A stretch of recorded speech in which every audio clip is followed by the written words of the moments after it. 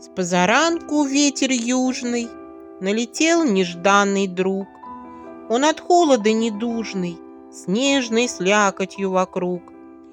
И за окнами снаружи проявилась синева, на дорожках снова лужи и пожухлая трава.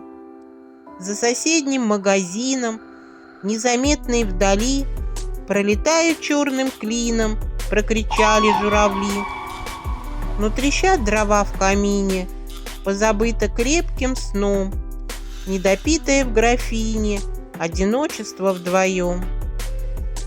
И на полке, на комоде недочитанный журнал, изменения в погоде, в нашей жизни перевал.